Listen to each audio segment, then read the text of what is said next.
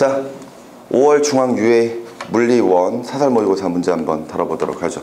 자, 지금 현재 채점 완료했고요. 자, 역시 질문 받으면서 진행하도록 하겠습니다. 자, 앞에 1번부터 4번까지 문제 중에 4번만 하면 되나요?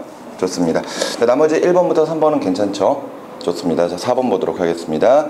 그림은 수평면에 5점에 정지해 있던 질량 M인 물체에 수평으로 크기가 F인 힘이 작용하여 P점까지 H만큼 이동시켰을 때 물체가 곡면을 지나 연직 위로 이 H의 높이에 있는 Q점까지 올라가는 것을 나타낸 것이고, 수평면에서 중력에 의한 포텐셜 에너지는 0입니다. 이에 대한 설명으로 옳은 것만을 보기 위해서 있는 대로 고른 것을 했어요.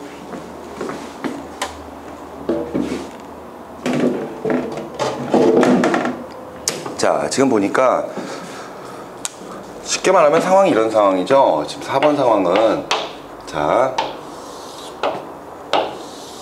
이런 상황이라고 보시면 되나요? 자, 일단 질량 M인 물체가 힘 F를 받아서 얼마만큼 가속됐다? H만큼 가속됐다. 그죠? 그래서 이제 곡면을 따라 위로 올라갔는데, 이때 물체가 올라가는 최고 높이가 얼마다? 2H다. 지금 이렇게 정리가 되어 있네요. 이때 문제에서 지금 현재 지면 수평면에서 중력에 의한 포텐셜 에너지는 0이라고 이야기를 했기 때문에 결과적으로는 지면이 지금 현재 기준면이 되는 거죠. 그죠? 그리고 이제 문제에서 마찰과 공기 저항 및 물체의 크기는 모두 무시한다라고 이야기를 했기 때문에 결과적으로 지금 현재 물체를 수평면에서 힘을 가해서 H만큼 밀어준, 내가 해준 일의 양이 곧 물체가 가지는 무엇으로 전환될 것이다? 에너지로 전환될 것이다. 그죠? 그것이 곧 역학적 에너지일 것이고, 마찰을 무시한 상태이기 때문에 항상 역학적 에너지는 어떻게 된다? 보존된다. 그죠? 따라서 지금 현재 내가 해준 일의 양 W를 계산을 해보면은요, 이때 힘 F를 가해서 얼마만큼? H만큼 밀어줬었어요. 그죠? 근데 이때 물체가 여기까지 올라갈 수 있다는 것은 결과적으로 처음에 물체가 요 지점에 도착했을 때 가지는 역학적 에너지의 크기가 결과적으로 물체가 지면으로 떨어졌을 때 가지는 이 감소되는 포텐셜 에너지랑 완전히 동일한 거죠. 따라서 이때 가지게 되는 역학적 에너지는 곧 위치 에너지만 가지고 생각을 하면 되는 거니까 그 위치 에너지 U는 바로 mg2h다. 이렇게 이제 정리할 수도 있겠네요. 그죠? 물론 지금 현재 이만큼 일을 해줬으면은 이 에너지는 일단 운동 에너지로 전환될 것이고, 그지? 이후에 위치 에너지로 각각 전환되는 형태로 바뀌게 될 겁니다. 맞죠?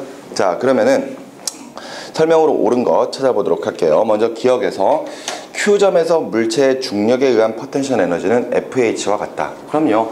지금 현재 이 지점에서 가지게 되는 중력에 의한 포텐셜 에너지가 곧 이만큼인 거고요. 이만큼이 곧 역학적 에너지죠. 앞서 이야기했던 것처럼 해준 일의 양만큼 역학적 에너지가 생기는 거니까 결과적으로는 FH이다. 기억은 맞는 말이 되겠네요. 그럼 니은의 F는 EmG이다. 자, 지금 보시면은요, 지금 FH만큼 일을 해줬어요. 이때 이 FH가 뭐로 전환된다? 뭐로 전환된다? 이걸로 전환된다. EmG, H로 전환이 되는 거잖아요. 따라서 F는 얼마다? EmG다. 되겠죠? 간단한 내용이네요. 계속해서 디귿. P점을 지나는 순간 물체의 속력은? 하고 물어봤어요. 자, P점이 어디예요? 여기죠. 여기가 지금 P점이거든요. 이때 P점을 지날 때 물체의 속력은 곧 내가 해준 일이 전부 운동 에너지로 전환됐을 때잖아요. 그죠? 따라서 이때 이 물체의 운동 에너지는 2분의 1 mv의 제곱인데, 그죠? 이게 결과적으로는 FH고요. 그죠? 이게 곧 뭐다? EmGH다. 그죠? 지금 디귿에서 이야기하고 있는 것을 보면은 G와 H로 가지고 표현을 하고 있기 때문에 이걸 사용을 해주면 되겠죠. 그죠? 그러면은 M 소거시킨 다음에 양변에 2 곱하고 그 다음에 루트 씌워버리면은 V는 루트 4GH에 해당할 테니까 2 루트 GH 미터 퍼 세컨이다. 정리되겠죠? 그래서 옳은 것은 기억, 니은, 디귿 다 맞습니다. 됐습니까? 자, 뭐 3점짜리 문제였지만 실질적으로는 역학적 에너지에 관련된 문제에서 특별히 뭐 함정 같은 것들은 전혀 파지 않고 그냥 단순히 식정리를 하는 내용이었어요. 자, 그럼 이제 뒤로 넘어갈까요? 도리어 예상보다 쉬운 문제를 물어보네요. 자, 계속해서 5번부터 10번까지 중에는요. 5번, 9번, 10번. 좋습니다. 자, 5번 문제로 가도록 할게요. 철수가 탄 우주선이 지면에 정지해 있는 영희에 대해 일정한 속도 0.9c로 운동하고 있는 것을 나타내고 있는 것이고, 철수가 측정할 때 우주선이 P로부터 Q까지 운동하는 데 걸리는 운동한 시간은 T가 됩니다. 이때 이에 대한 설명으로 옳은 것만을 보기에서 있는 대로 고른 것을 했네요. 당연히 문제 딱 봐도 특수상대성 이론이구나 이렇게 이해되시죠? 그지? 자, 지금 5번 문제 상황은 자, P점이에요. 그리고 여기가 Q점이라고 합시다.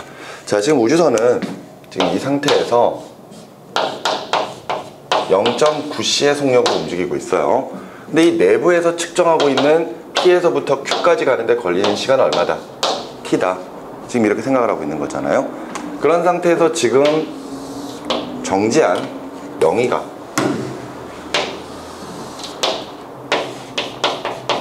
이 상황을 살펴볼 겁니다. 이때 영희 입장에서는요, 철수가 매우 빠른 속도로 움직이고 있기 때문에 시간의 팽창이 일어나야 되죠. 그죠? 그렇다면 이때 영희의 관점에서 철수를 본다면은 철수의 시간이 팽창돼야 되는 거니까 이때 영희가 측정하는 시간 자체가 T보다 더 커야만 할 겁니다. 그죠? 근데 반대로 철수의 입장에서는 지금 현재 영희를 바라보게 되면 영희가 또 반대로 굉장히 빠른 속도로 움직이고 있는 상태가 되기 때문에 영희의 시간이 팽창이 돼야 돼요. 오케이?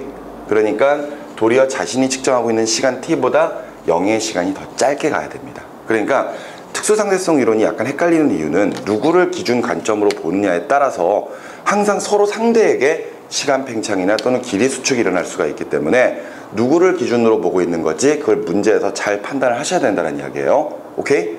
자, 그러면은 옳은 것을 한번 찾아보도록 하겠습니다. 자, 철수가 측정할 때 P와 Q 사이의 거리는 0.9ct이다. 자, 결과적으로 철수는 지금 0.9c의 속력으로 T시간 동안 P에서 Q까지 가게 되거든요. 따라서 이동거리 S는 그치? 속력에다가 시간을 곱하면 되는 거니까 속력은 0.9c, 그죠? 거기에 시간은 라지 T, 이만큼으로 가고 있는 거겠죠? 그죠? 그렇기 때문에 기억은 맞는 말이 되겠네요. 자, 니은입니다. 영희가 측정할 때 우주선이 P에서 Q까지 이동하는 시간은 T보다 작다. 영희가 기준이 되는 거죠? 그죠? 영희가 기준이 되는 거거든요. 그랬을 때 영희가 측정하고 있는 시간은 지금 현재 매우 빠른 속도로 움직이고 있는 철수가 시간 팽창이 일어나야 되는 거니까 시간 팽창이 일어난다. 철수의 시간의 1초 간격이 넓어지는 거거든요. 커지는 거란 말이야. 그러니까 영희가 측정하고 있는 시간보다 철수의 시간이 느리게 가니까 결과적으로 P에서부터 Q까지 가는데 걸리는 시간을 만일 T'이라고 측정을 했으면은 이 T'은 T보다 커야 됩니다. 무슨 말인지 여기까지 이해가 되시나요? 시간 팽창이라 그래서 시간이 많이 흘렀다라는 게 아니라 도리어 시간이 적게 흘렀다라는 것을 이야기하는 거잖아요. 그러니까 영희는 지금 현재 이 T보다 더 긴 시간으로 측정을 하고 있을 거예요. 따라서 니은은 틀린 말이죠. 디귿에 영희가 측정할 때 P와 Q 사이의 거리는 0.9ct보다 크다. 그러면은 영희의 입장에서는 지금 현재 우주선이 0.9c의 속력으로 P에서 Q까지 가고 있는데, 그지? 이때 시간은 T'만큼 가고 있거든요. 그러니까 당연히 영희가 측정하고 있는 거리 S'은 예를 들어서 0.9c의 속력으로 T'만큼을 가는 거거든요. 근데 앞서 봤던 것처럼 T'이 T보다 크니까, 그지? 이것은 0.9c T보다 어떻다? 크다. 이렇게 볼 수가 있겠죠. 그죠? 그러니까 영희가 측정하고 있는 요 거리 자체가 고유 길이 L인 거예요. 오케이? 그러니까 정해져 있는 거리에서 빠르게 움직이는 빠르게 움직이는 좌표계 내에 있는 사람이 측정한 거리는 결과적으로 길이 수축이 일어난 거리가 되는 거겠죠. 됐나요? 그래서 옳은 것은 기억과 디귿 두 가지로 체크하면 되니까 4번으로 체크하시면 되겠죠. 됐나요? 9번으로 넘어갑니다. 가열된 수소 원자에서 전자가 2번 궤도로 전이할 때 방출되는 빛의 선 스펙트럼을 파장에 따라 나타낸 것이고요. A와 B는 선 스펙트럼이고 B는 4번의 궤도에서 2번으로 전자 전이했을 때 전자가 방출한 선 스펙트럼입니다. 이에 대한 설명으로 옳은 것은 하고 물어봤고요. 지금 9번 문제에서는 선 스펙트럼이 나와 있고 이게 지금 2번 전자 껍질로 전자전이가 됐다 그랬으니까 아 모두 다 가시광선 영역이겠구나 이해가 되시죠? 그런데 지금 보면은 스펙트럼 영역에서 지금 여기에 선이 하나 있고 여기에 선이 있고 선이 이렇게 되어 있거든요. 이게 이제 많은 학생들이 스펙트럼을 관찰을 할 때 보통 우리가 일반적으로 푸는 문제가 오른쪽이 이제 파장이 길고 왼쪽이 파장이 짧으니까 아 이쪽이 파장이 길어서 에너지가 크고 이쪽이 짧구나 이렇게 무조건 막 생각하거든요. 근데 무조건 그렇게 생각하시면 안 돼요. 무슨 말인지 알겠죠? 지금 문제에서 여기 가장 왼쪽에 있는 선을 A라고 했고 그 다음에 이 선을 B라고 했거든요. 근데 문제에서 또 하나 알려준 게 지금 B가 4번에서 2번으로 전자가 전이됐다 그랬어요. 4번에서 2번으로. 그러면은 지금 현재 전자전이가 될 수 있는 것들의 어떤 경우의 수 같은 것들을 좀 생각을 해보면은 일단 가장 작은 에너지는 3번에서 2번으로 전자전이 될 때입니다. 그리고 나서 두 번째가 4번에서 2번으로, 그 다음에 5번에서 2번으로, 6번에서 2번으로 이런 식으로 이제 전자전이가 일어나야 되는 거잖아요. 그런데 중요한 것은 이런 빛들은 모두 다 2번 전자껍질로 전이됐으니까 분명히 가시광선 영역의 빛들이 방출이 돼야 되니까 선이 분명히 나타나야 되거든요. 오케이? 그런데 지금 보시면은 3번에서 2번으로 전자전이 됐을 때가 가장 에너지가 작고 그 다음에 4번에서 2번, 그 다음에 5번에서 2번, 6번에서 2번이거든요. 그러면은 예를 들어서 지금 B가 4번에서 2번 전자전인데 만일 이쪽이 파장이 길다라고 생각하면은 이쪽에 에너지가 제일 작은 거죠. 그죠? 그러면은 4번에서 2번으로 전자전이 된 B보다 도리어 3번에서 2번으로 전자전이 된 게 에너지가 더 작으니까 오른쪽 부분에 나타나야 되거든요. 근데 그 오른쪽에는 요거 하나밖에 안 나타나야 될 거 아니에요. 근데 지금 선들이 여러 개가 나타나는 것으로 보아서는 지금 현재 이렇게 생각을 하면 절대 안 된다는 이야기죠. 무슨 말인지 이해됩니까? 따라서 지금 현재 여기에 나와 있는 스펙트럼은 도리어 왼쪽으로 갈수록 파장이 어떻게 되고 있는 것? 길어지고 있는 것. 그러니까 에너지가 작아지는 쪽. 즉 왼쪽이 적색 부분에 해당을 하겠죠. 오케이? 그리고 오른쪽이 보라색에 해당을 하겠죠. 이런 식으로 각각 스펙트럼이 우리가 일반적으로 문제 풀던 거랑 이렇게 반대로 나타나 있는 겁니다. 그래서 A가 몇 번에서 몇 번? 3번에서 2번이다. 이렇게 우리가 생각할 수가 있는 거지. 여기까지 이해가 되셨나요? 좋습니다. 자, 그러면은 설명으로 옳은 것까지요. 기억. A는 B보다 파장이 길다. 그럼요. 에너지가 더 작으니까 파장이 더 길어야 되겠죠. 기억은 맞는 말이 되겠고요. 니은에 A와 B는 가시광선 영역에 속한다. 그럼요. 모두 다 2번으로 전자전이 된 거기 때문에 가시광선 영역이겠죠. 그래서 니은 맞고요. 디귿. 양자수가 클수록 인접한 에너지 준위 사이의 에너지 차이가 증가한다? 아니죠. 도리어 양자수가 크다라는 말은 쉽게 말해서 2번 껍질, 그리고 3번 껍질, 4번 껍질, 5번 껍질, 뭐 6번 껍질 뭐 이렇게 간다는 이야기잖아요. 그랬을 때 인접한 다른 전자 껍질과의 에너지 준위 차이는 이만큼이 되는 거지.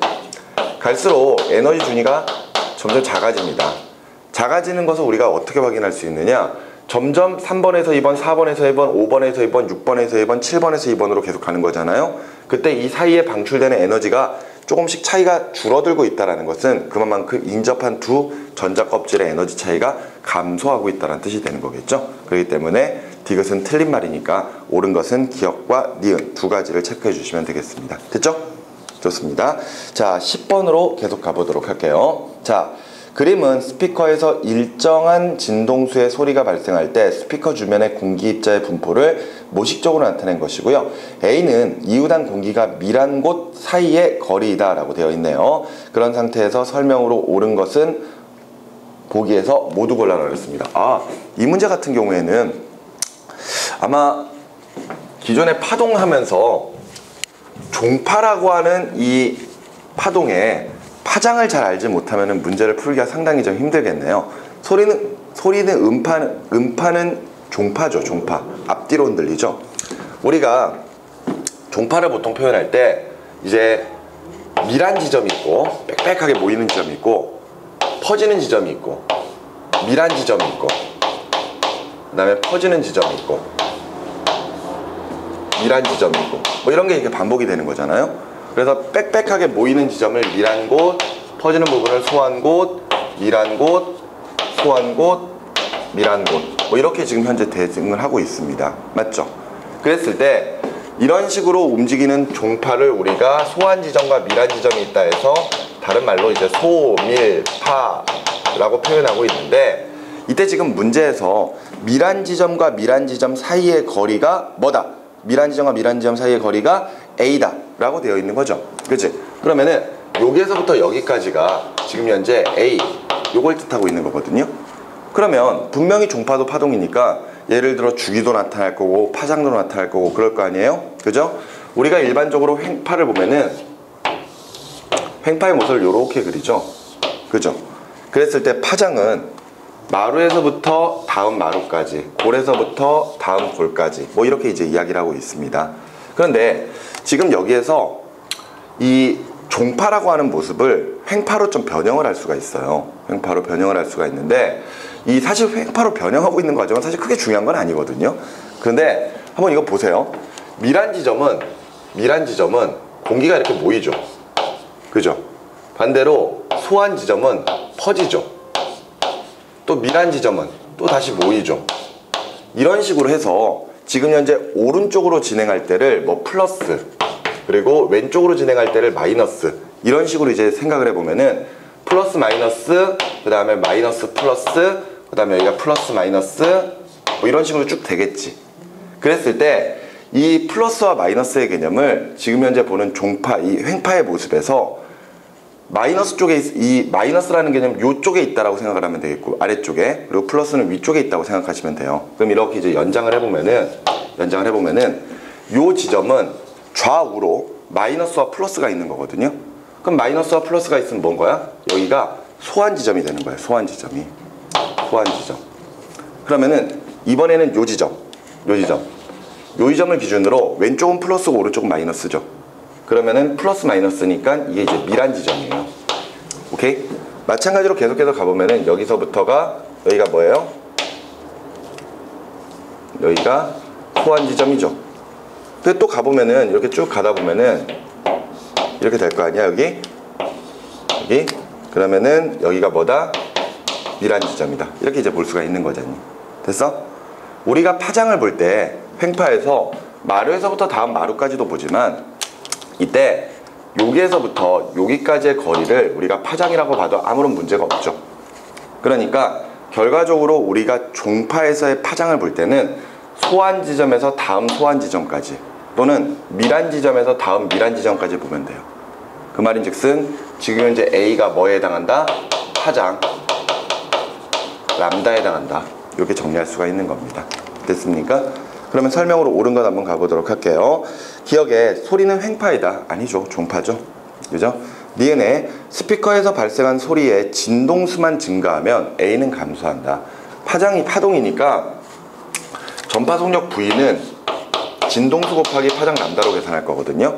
이때 매질의 물리적인 성질이 달라지지 않는다면은 항상 전파 속력은 일정합니다. 따라서 진동수만 키우면은요, 파장은 짧아져야죠. 오케이? 이때 A가 파장을 뜻하는 거니까 당연히 A는 감소를 해야 됩니다. 그 다음에 디귿의 공기의 온도만 높아지면 이때 A가 증가한다. 온도가 높아지면은요, 매질의 물리적 성질이 달라지는 거거든요. 보통 음파의 속력을 계산할 때는 음파의 속력 V가 331 플러스 0.6 T로 가지고 계산을 하게 되는데, 이때 이 T에다가 섭씨 온도를 넣어주는 거예요. 그러면은 보통 일반적으로 15도 정도의 온도를 넣었을 때 이렇게 계산된 속력이 바로 340m/s 정도 되거든요. 이게 우리가 일반적으로 이야기하는 음속입니다. 음속. 근데 온도가 높아지게 되면은 그만큼 요 값이 커지기 때문에 그만큼 속력이 빨라져요. 그럼 아까랑은 다르게 일정하지 않는 소리의 속력이 나타나는 거죠. 소리가 빨라질 거예요. 오케이? 근데 진동수는 일정하니까 파장은 어떻게 돼야 돼요? 길어져야 되겠죠. 그죠? 그러니까 A 증가한다. 맞는 말이지. 사실 이 문제는 정확하게 A가 파장인지 아니면 파장의 절반인지 아니 파장의 2배인지 이걸 사실 몰라도 왠지 A가 파장을 생각하고 있는 것 같구나, 파장인 것 같구나 라고 생각했다면은 아마 어느 정도 문제를 풀어나가는 데는 별 문제가 없지 않았을까라는 생각을 하지만, 이런 식으로 종파를 횡파로 바꿀 수도 있다라는 거 알아두시면 됩니다. 됐습니까? 자, 넘어가도록 할게요. 자, 11번부터 15번까지 중에서는요? 11번만? 오, 문제가 쉬웠나 보네요. 응? 정말이에요? 문제가 쉬운 거 아니었고? 아, 질문할 게 별로 없네요. 좋습니다. 11번 볼게요. 그림은 광전간의 금속판에 단색광 A를 비추었을 때 전류계에 전류가 흐르고 있는 모습을 나타내고 있는 것이고, 이에 대한 설명으로 옳은 것만을 보기 위해서 있는 대로 고른 것은? 하고 물어봤습니다. 자, 지금 보니까 단색광의 금속판에 단색광 A를 비췄는데 지금 현재 전류가 흐른다라는 것은 결과적으로 이 안에서 지금 광전 효과가 일어나고 있다라는 것을 이야기하고 있는 거죠. 그러니까 금속판이 있고,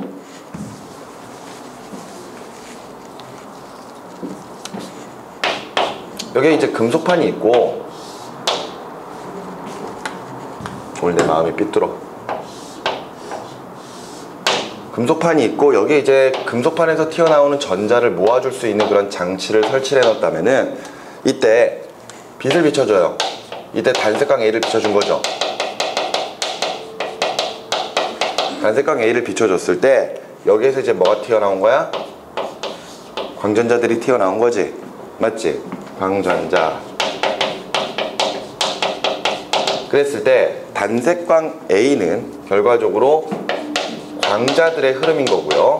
이때 광자가 가지고 있는 에너지를 어떻게 계산한다? 하 진동수로 계산한다. 됐습니까? 그랬을 때 금속판에서 전자를 떼어내기 위해서 필요한 에너지가 있죠? 그 최소의 에너지를 우리가 일함수라고 하고요. 일함수의 값도 하 한계 진동수, 이걸로 가지고 계산하죠.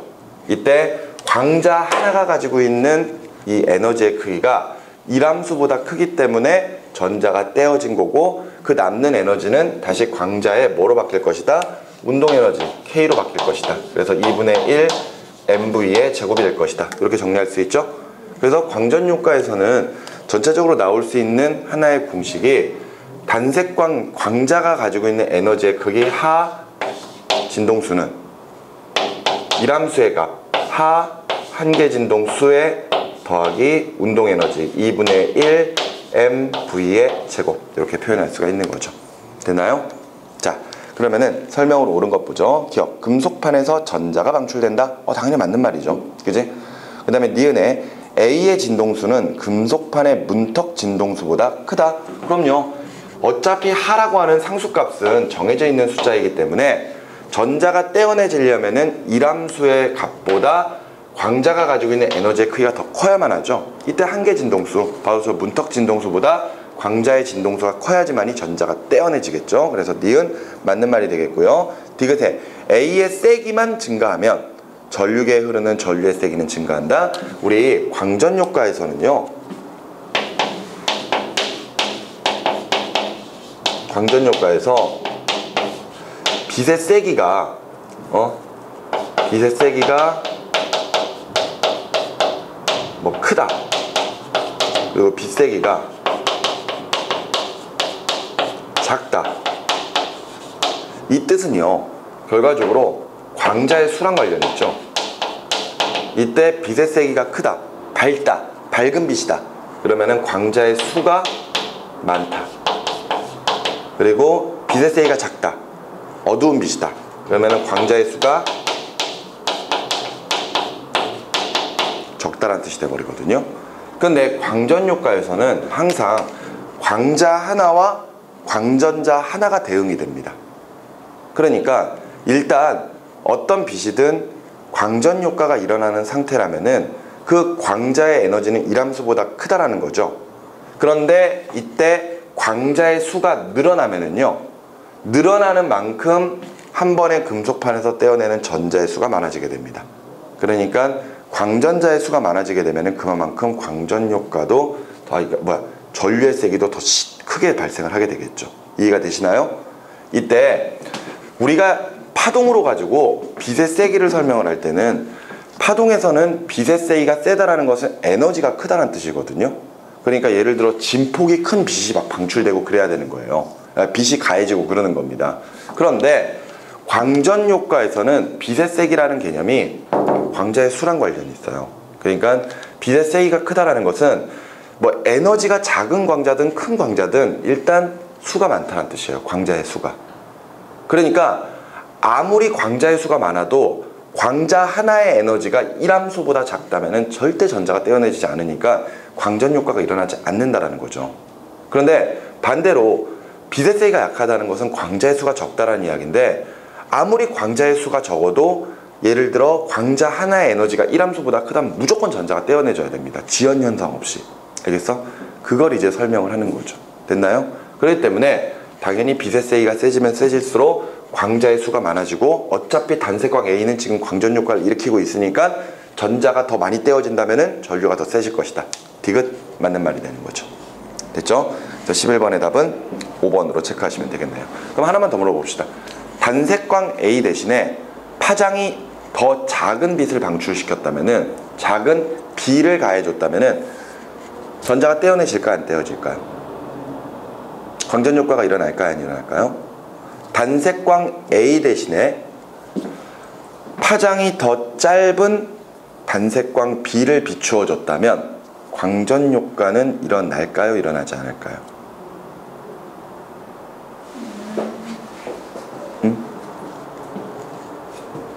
파장이 더 짧은 단색광 B를 비추어 줬다면 광전 효과 일어난다 일어나지 않는다?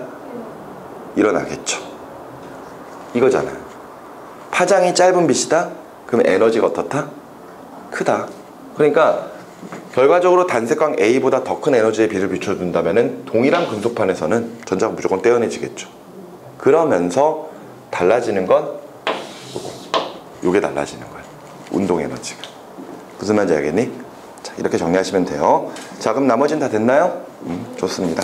자, 그러면 뒤로 넘어가셔서 16번부터 20번까지는요. 16, 18, 19번. 좋습니다. 잠깐 이거 좀 지우고.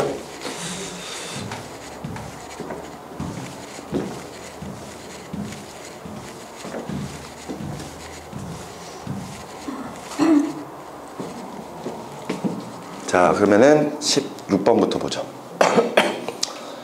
자, 그림은 행성을 한 초점으로 하는 타원 궤도를 따라 공전하는 위성을 나타낸 것이고요. A와 B는 각각 위성으로부터 가장 먼 지점, 가장 가까운 지점이고, A 사이의 거리와 B 사이의 거리를 비교했을 때 A가 2배 더 기네요. 이에 대한 설명을 옳은 것을 했습니다. 자, 지금 이 16번 같은 경우에는 케플러의 법칙 이야기하고 있는 것 같은데요. 그죠?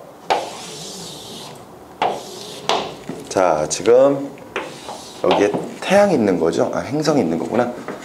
행성이 있고, 요 지점이 A, 그리고 요 지점이 B, 그리고 요 사이의 거리가 2R, 여기가 R.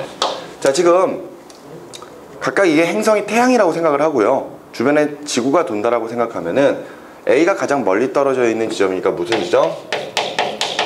원일점이겠죠. 그리고 가장 가까운 지점 근일점이 될 겁니다. 빙글빙글 돌고 있겠죠. 자, 이랬을 때 설명으로 옳은 것. 자, 뭐 위성이니까 그냥 가운데 태양이 있고 지구가 돌고 있다고 생각해도 아무런 문제 없어요. 자, 기억에 속력은 B에서가 A에서의 2배이다. 자, B와 A의 속력을 지금 비교하라는 이야기거든요.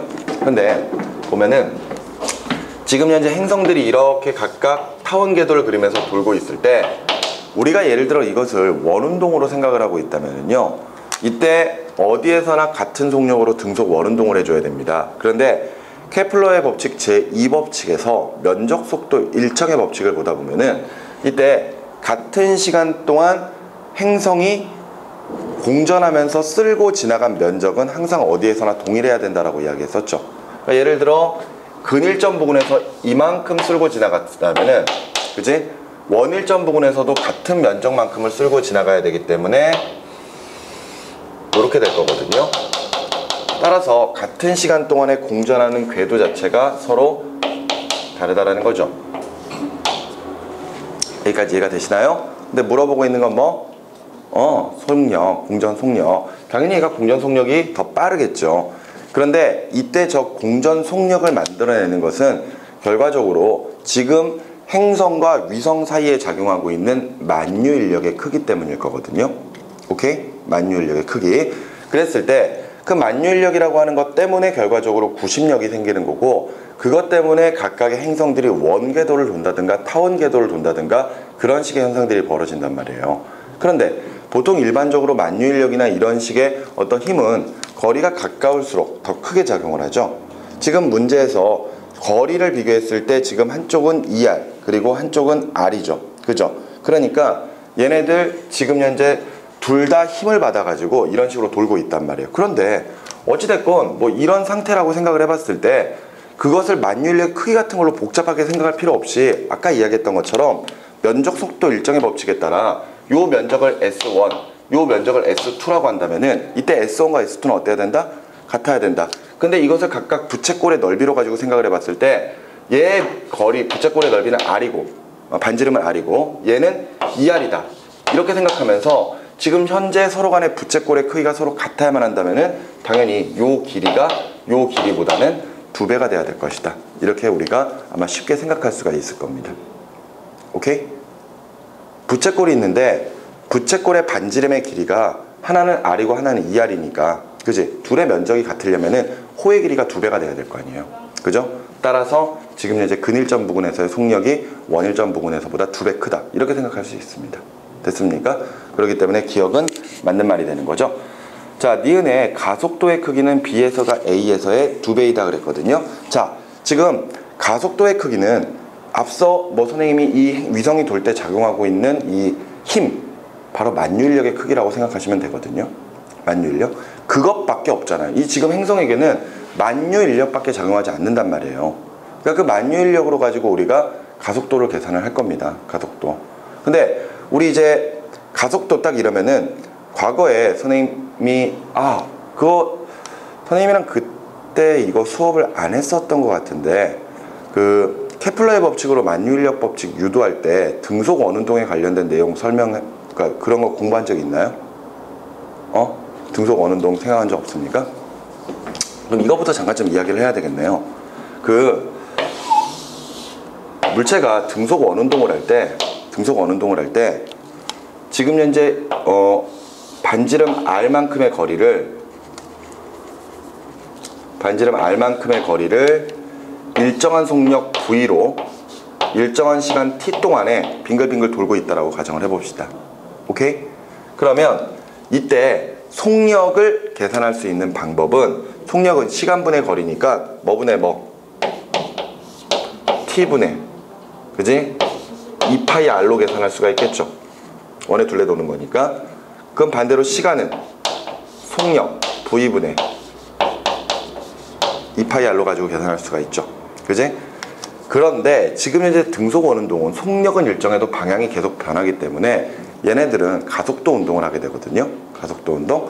그때 그 가속도를 A라고 하면은 이 A를 부심 가속도라고 하게 되고 부심 가속도는 R분의 V 제곱으로 가지고 계산을 합니다. 이건 정해져 있어요. 알았어요? 그러니까 만일 이렇게 구심 가속도가 나타나게 된다면은 당연히 저 물체에게는 R자 힘이 존재할 거고 R자 힘 F는 그 물체의 질량 M에다가 가속도 A를 곱하는 거니까 그지? 결과적으로는 질량 M에다가 뭐를 곱하는 거야? R분의 V 제곱을 곱하는 거죠. 요만큼의 구심력이 작용하거든요. 그 구심력이 바로 요 방향으로 작용을 하고 있다. 이렇게 볼 수가 있습니다. 그러니까 물체는 힘의 방향과 물체의 운동 방향이 서로 수직이기 때문에 이런 식으로 원운동을 하면서 돌게 되고 이때 계속해서 방향만 변하게 되거든요. 근데 이렇게 만들어진 요 구심력의 크기가 곧 결과적으로는 뭐랑 똑같다? 만유인력의 크기랑 똑같은 거야. 그 만유인력의 크기를 우리가 G R의 제곱분의 라지 M, 스몰 m 이렇게 이제 정리할 수 있잖아요. 그죠? 저 구심력이라고 하는 게 결과적으로는 바로 이 만유인력이다. 이렇게 이제 생각하시면 돼요. 오케이? 자, 다시 니은 문제 다시 좀 볼게요. 가속도의 크기는 B가 A에서의 2배이다. 이렇게 되어 있는데 앞서 이야기했던 것처럼 만유인력이거든요. 그러면은 지금 보세요. 결과적으로 지금 현재 요게 지금 현재 이 물체에게 작용하는 힘이에요. 이거 힘 때문에 가속도가 생기는 거잖아. 맞지? 근데 이 공식에서 요거랑 요거 이렇게 정리를 해보면은 그지? 요거랑 요거랑 정리를 해보면 어차피 질량의 저 물체의 속력 자체는 물체의 질량 자체는 아무런 상관이 없습니다. 질량 자체는 아무런 상관이 없는 상태에서 사실 요 행성 요 행성이 가지고 있는 어떤 질량 라지 m과 요 사이의 거리가 굉장히 중요한 거거든요. 그런데 힘의 크기에 따라 가속도가 정해지는 거니까 이때 지금 현재 요 거리가 r만큼 떨어져 있고 여기가 2r만큼 떨어져 있을 때 각각 저 두 지점 A와 B 지점에서 작용하고 있는 만유 인력의 크기는 F는 G R의 제곱분의 라지 M 스몰 m으로 계산하니까 어차피 다른 거 다 똑같다면은 결과적으로 힘은 뭐에 비례할 것이다? R의 제곱에 반비례할 것이다. 이렇게 볼 수 있는 거잖아요. 그러니까 얘가 지금 거리가 2배 머니까 만유 인력의 크기는 4분의 1밖에 안 되는 거죠. 따라서 가속도의 크기는 B 지점에서 몇 배? 4배가 돼야 되겠죠. 오케이? 그렇기 때문에 니은은 틀린 말입니다. 이해가 되시나요? 디귿에 위성 내부에 있는 물체에 작용하고 있는 중력은 0이다. 자, 지금 현재 물체가 저 인공위성 내부에 있다면은요. 내부에 있다면 지금 현재 물체가 지금 위성과 함께 빙글빙글 돌고 있는 거죠. 맞죠? 그러면은 지금 현재 중력이라고 하는 게 뭔데? 결과적으로 만유인력이잖아. 맞지? 그랬을 때 위성이 돌고 있는 이유도 만유인력 때문이었거든요. 그럼 위성에 중력 작용한다라는 거지. 그런데 그 안에 물체가 있는데 그 물체도 위성과 함께 움직이자는 거잖아요. 당연히 중력도 함께 작용을 하고 있다라는 거지. 맞지? 그러니까 중력은 0이 아니다라고 봐야 되겠죠. 그렇기 때문에 디귿은 틀린 말입니다. 옳은 것은 기억 하나밖에 없네요. 됐나요? 자, 16번 해결했고요. 그 다음에 몇 번? 18번. 좋습니다. 자, 18번. 그림은 바람이 불어서 습도가 높은 공기덩어리가 높은 산을 따라 올라가 산 꼭대기에서 비가 내리는 과정을 나타낸 것이고요. 공기덩어리가 산을 올라가는 동안 단열 팽창을 합니다. 이 공기덩어리에 대한 설명으로 옳은 것은 했어요. 단열 팽창이 뭐죠? 단열 팽창. 네. 열출입이 없고 팽창해서 어떻게 되는 거죠? 내부의 공기 온도는 그렇죠. 낮아지는 현상이죠. 그치? 쉽게 말해서 지금 현재 이 상황이 18번 상황이 요만한 공기덩어리가 상승할 거란 말이죠. 상승을 하게 되면 이제 외부 압력이 작아지니까 공기덩어리의 압력이 외부 압력과 같아지기 위해서 부피를 팽창하는 현상이 벌어지죠. 그래서 지금 현재 이렇게 부피가 커질 거란 말이죠. 계속 올라가는 동안 부피가 계속 커질 거 아니에요. 그죠? 근데 이제 단열 팽창이라면은 외부와의 열출임을 없는 상태에서 자신이 가지고 있는 에너지로 부피를 팽창시켜야 되다 보니까 결과적으로 이 내부의 공기의 온도는 떨어질 수밖에 없는 거죠. 그러니까 공기덩어리의 부피가 점점 커지면서 내부의 온도가 낮아지고 있는 현상을 우리가 단열 팽창이라고 하게 되고요. 비가 온다는 것은 이렇게 온도가 계속 떨어지다가 이때 온도 T가 이슬점에 도달했을 때 내부의 수증기들이 응결해서 비가 되어서 떨어지는 겁니다. 오케이? 근데 그게 이제 비가 오기 위해서는 항상 공기가 그러니까 상승을 해야 되는 첫 번째 조건들이 있거든요. 그 과정을 지금 이야기를 하고 있는 겁니다. 자, 그랬을 때 설명으로 옳은 것만 찾아보도록 할게요. 기억. 산을 올라가는 동안 온도가 낮아진다. 뭐 주위의 온도랑 상관이 없이 공기의 온도 이야기하고 있는 거예요. 단열 팽창이 일어나고 있으니까 당연히 팽창하면 할수록 자신의 에너지로 가지고 부피를 팽창시켜야 되는 거니까 에너지가 사라지면서 온도는 낮아져야 되겠죠. 그지? 그래서 기억은 맞는 말이 되겠고요. 니은에 산을 올라가는 동안 외부에 일을 한다. 부피가 팽창하잖아. 부피가 팽창하니까 외부로 밀고 나가는 일을 하고 있는 거죠. 그죠? 그러니까 니은 맞는 말이 되겠고요. 디귿. 수증기가 응결할 때 온도가 낮아진다. 응결이 뭔데요? 기체에서 액체로 되는 거죠. 그지? 우리 물질의 상태 변화에서 고체, 액체, 기체로 갈 때는 열을 흡수해야 되죠. 그럼 주변의 온도는 낮아지죠. 하지만 거꾸로 기체, 액체, 고체로 갈 때는 열을 방출하죠. 주위의 온도 높아져야 됩니다. 응결이 된다 그랬으니까 기체에서 액체로 바뀔 때는 액화열을 방출하기 때문에 주위의 온도가 높아져야 돼요. 공기덩어리 온도가 높아져야 됩니다. 오케이? 그래서 비 오기 직전에가 끈적끈적하고 후텁지근한 거예요. 눈 올 때도 마찬가지입니다. 눈 올 때가 더 겨울철보다 눈 올 때가 다른 겨울철 날씨보다 더 포근해요. 왜? 응결되고 승화되고 뭐 응고되고 이럴 때 열을 방출하니까. 그러니 실제로 그렇습니다. 오케이? 자, 그래서 답을 몇 번이냐? 기억 맞고 니은 맞고 디귿은 틀리네요.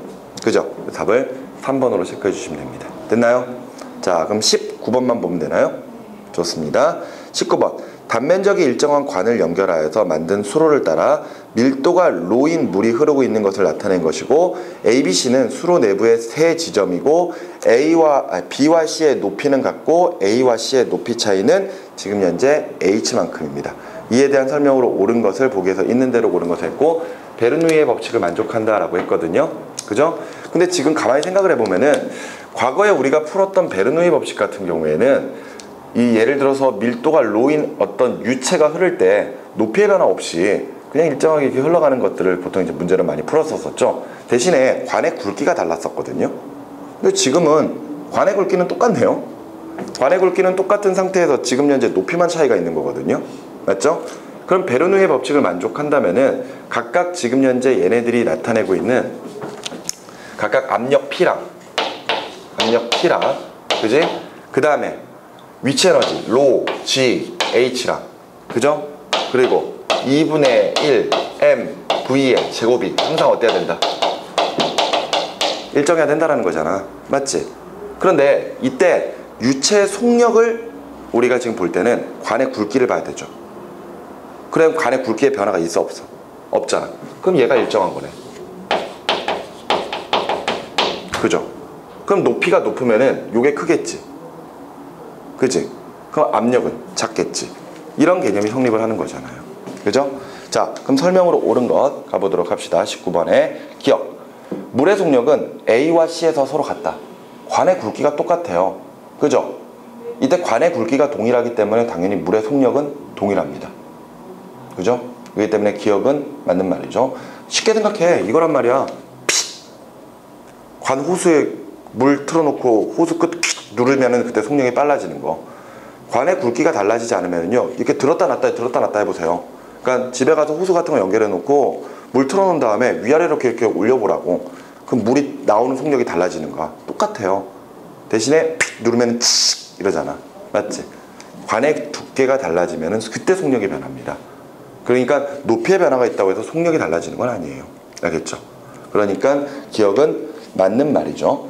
그죠? 그 다음에 니은에 물의 압력은 B와 C에서 서로 같다. 물의 압력은 B와 C에서 서로 같다. 지금 현재 B를 지날 때와 C를 지날 때를 보거든요. 근데 이게 단순히 지금 상황이 뭐 이렇게 돼가지고 지금 현재 여기가 A 지점, 여기가 B 지점, 여기가 C 지점, 이게 아니거든요. 만일 관이 이런 식으로 설치가 되어 있었다면요, 어차피 B랑 C는 같은 높이이기 때문에 압력이 동일해야 돼요. 알겠죠? 근데 상황이 어떤 상황이에요? 이렇게 되지 않습니까? 그 말인즉슨 지금 현재 A 쪽을 지나가던 물들이 지금 현재 두 개의 관으로 나눠진다는 이야기죠. 그러면은 이때 수압이라고 하는 것은 결과적으로 물이 흘러 지나가면서 생기는 압력인데, 그지? 관이 두 개로 나눠져 버린다면은 두 물이 서로 간에 진행할 때 A에서보다 B에서의 압력이 더 작아진다는 이야기지. 이해가 되니? 그런 상태에서 쑥 지나가다가 다시 C에선 합쳐져 버리니까, 맞지? 다시 압력이 커질 거 아니야. 그러니까 B랑 C는 높이가 같아도 결과적으로는 둘의 압력은 다르겠죠. 그렇기 때문에 니은 틀린 말입니다. 디귿에 A와 C에서의 물의 압력 차이는 로 G H만큼이다. 그럼요. 이게 일정해야 되는 거니까 지금 이제 A 지점에서의 위치를 기준면 0으로 잡아버린다면은, 그지? C 지점은 이만큼 더 큰 거잖아요. 근데 항상 일정해야 되니까 어차피 2분의 1 MV의 제곱이 똑같다면은 결과적으로 이만큼의 차이가 나는 거겠죠. 그래서 디귿은 맞는 말이니까 옳은 것은 기억과 디귿 두 가지로 체크해 주시면 됩니다. 됐죠? 자, 이렇게 해서 5월 UA 중앙 UA 문제를 풀어봤습니다. 수고하셨어요.